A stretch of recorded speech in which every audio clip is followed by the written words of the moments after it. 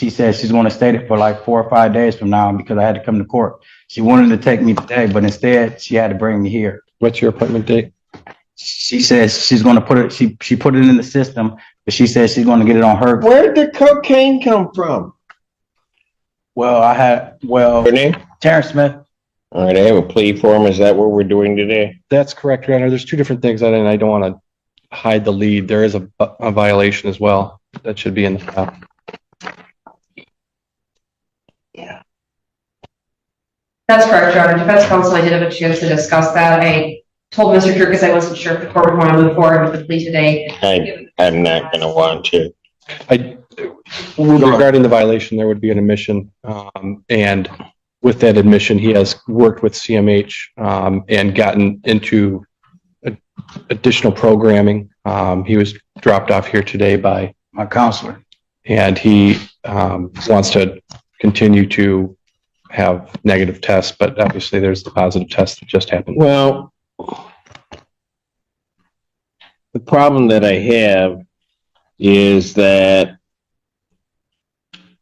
the last testing that he has, he's been unable, then he missed a sample on October 6th. I'll accept his admission, but then on October 6th, he's negative, but then he just comes back positive for cocaine.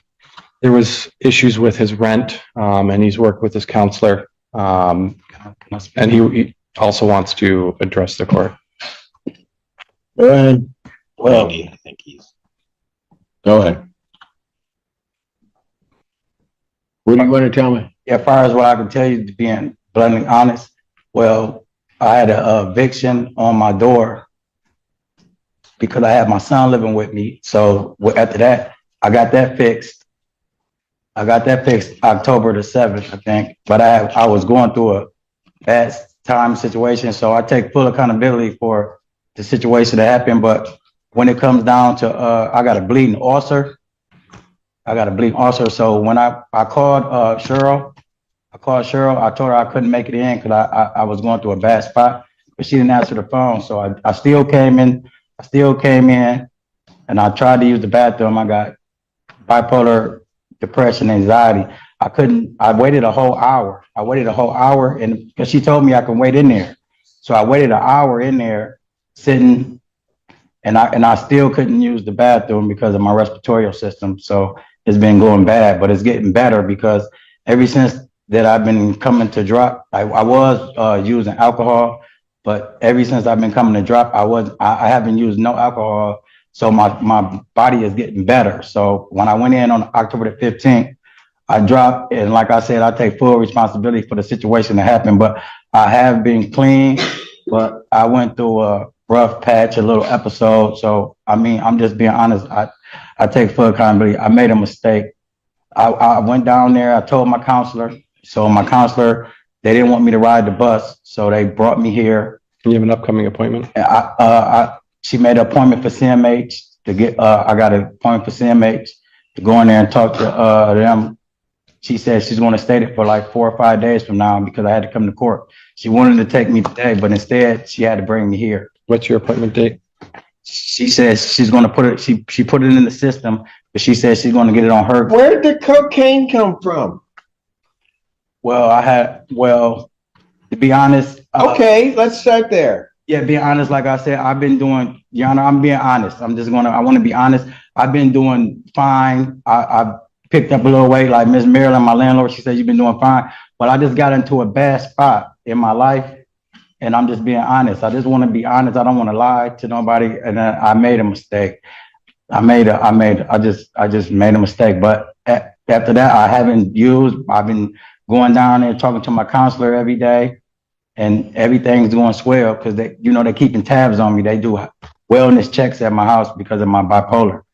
But what happened was I had got around, but I'm taking accountability, but I just got around the wrong people when I went out and was hanging out. The one time I did hang out, and lately I'm an introvert. So I just be in the house. So I just got beside myself. I'm just being honest, but my counselor's been with me every day now, and I've been staying in the house, and she's taking me to community health, and she's everything's going well. Miss Marilyn, my landlord, she's been coming up checking on me, and everything's been going well. They take me to the grocery store. Your Honor, if I can just add in here, he had four negative tests. There were the two that you indicated, the refusals. He somewhat explained that he had a missed sample. He was negative, and then we had the relapse. So there's, other than the unable or refusing, he is testing negative. There was the most recent test that was positive.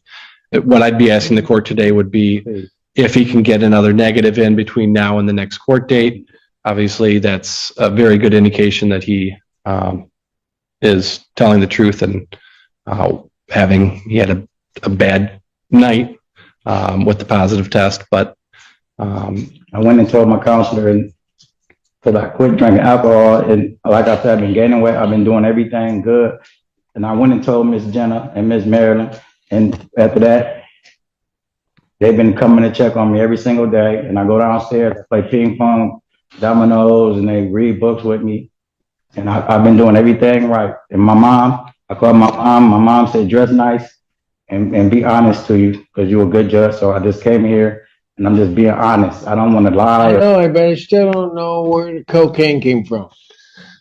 were you hanging out around with people? I really don't never leave out the house. Can I be honest with you? Okay, my brother had a heart attack, right? This ain't about my brother though. My brother had a heart attack. So what happened was I ended up catching the bus on my way to go see him downtown in Arbor, on my way to go see him. Didn't make it to go see my brother when he came out of coma, because I get downtown, like my mom don't let me ride the bus. I get downtown, see some guys I know, before you know it, this the situation to end up. Boom, my mom called me, tell me get back home. I go home, and I've been in the house ever since, besides just going to report. So I really don't never come out the house, because after what happened to my brother when they killed my brother. So I really just don't like to be out the house. I got caught in a bad spot around the wrong people, and that won't happen again. I promise. I give you my word on that. All right, I'm done. I'm gonna revoke his bond. I'll adjourn it out to next week. Okay. And so I'll adjourn it out to the 30th, 2025. 9 a.m. Maybe by that time you can give me a straight answer. I'm not going to take his plea today. I'll hold on. No, I did wrong. Defendant is committed to the violation. Defendant's remanded. Southbound. We'll come back. Can you grab my jacket right there? Yep. I'll come and see you in custody. Thank you. Yeah. This is exactly why courtroom moments like this are so compelling. It's not just about what happened. It's about how a judge interprets behavior, evidence, and credibility all at once. A single statement, a single report, can shift everything. So what's your take? Was the judge being fair or too harsh? If you enjoy breakdowns like this, make sure to subscribe, like, and share so you don't miss the next case. And that brings us to the key takeaway from this hearing. Terrence Smith admitted to a violation, while the court was also confronted with a recent positive cocaine test and concerns about missed or refused testing. His attorney emphasized that he had several negative tests, was working with counselors, participating in additional programming, and had support around him. Smith also acknowledged that he made a mistake and described getting around people he believed contributed to the situation. But the judge ultimately focused on the unresolved question of the cocaine result and credibility, choosing to revoke Smith's bond, adjourn the matter to the following week, and not move forward with the plea that day. That decision does not simply end the case. It creates another opportunity for the court to evaluate what happens next. Do you think the judge made the right call, or should Smith have been given another chance while remaining in the community? Let us know your opinion in the comments. If you found this case as shocking as we did, make sure to hit that like button, share your thoughts in the comments, and don't forget to subscribe for more jaw-dropping courtroom breakdowns.